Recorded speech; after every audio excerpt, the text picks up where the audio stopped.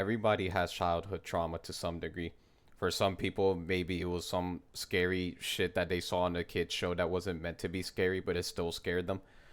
Or it could just be something to do with their parents. I don't know, some bullshit like that. But in my case, my childhood trauma was a fucking Jamaican banana. Now sit down, gather around the campfires, I tell the story. It's not very long. But the gist of this story is that I want to say this was around 2012, I believe. I was like 6 or 7 years old, no pun intended. And, my family wasn't very, what's the word I'm looking for? Stable when it comes to money.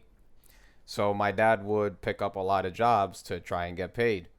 One of them was, man, what's that shit called? I don't really know what it's called, but basically he would just like drive around and just like take stuff from people's trash that they just didn't want, and he would get paid for it. I don't know how he got paid for it, but he did. So what I mean by that is like in the sense that he didn't go into like trash cans and start like fucking eating like half-eaten bagels and shit. No, I'll give you an example. I remember one time when he was doing that, he found some big ass TV that someone just threw out, and the TV still worked and everything, and it actually became his TV for a good while. And then when we eventually moved out, it became my TV to use on my 360 when I had one. But while he was doing this little side gig, oh Jesus, that was a shitty burp. Anyways, oh man. Anyways, so he found this Jamaican banana, right? I'll show you a picture of what it looks like, right? It looks something like this. And he thought it was the funniest shit ever for some reason. Like he thought this was like comedy gold, like the fucking thing from what's that show called? From fucking Chowder, right? So I remember one time he has this great idea where he's like, "Yo, I'm gonna put this banana, I'm gonna color his eyes red, and then black out one of its teeth, and just leave it sitting in the dining room, right?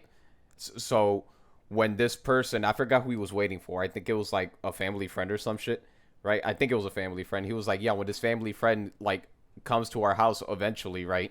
He just sees it, right? And that's it. That was just his whole joke, I guess. I don't know.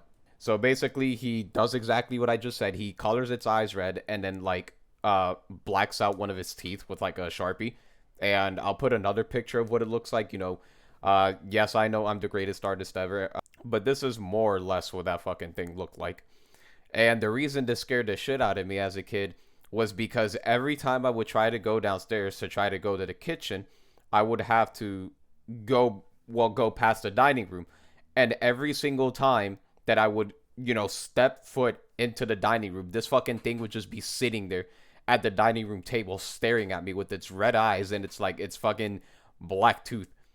I don't know what it was as a kid that scared me about this thing. I think I was just fucking afraid that this thing would like come to life and like fucking I don't know, just like pin me to the ground or something. Even though I don't know how that would happen because this thing has no fucking arms or legs. So like I remember too, every single time that I would see it there and it would stare at me, I would stare back at it like I don't know, trying to like read its mind or something. And every single time that happened and I wanted to go to the kitchen, I would just fucking make a run for it. Like I would fucking full on sprint, fucking Gears of War roadie running and shit. Call of Duty zombie stamin' up sprinting to the kitchen to do literally anything. And then once I did make it to the kitchen, I would literally just sit in the kitchen and just wait it out, I guess. Like I don't know what the fuck. I don't know why this thing scared me so much. Like I would just do what I was doing in the kitchen, and once I was done, I would just sit there for a little bit, trying to gain the courage to run past this thing. I would have to like hype myself up and shit, and then yeah, I.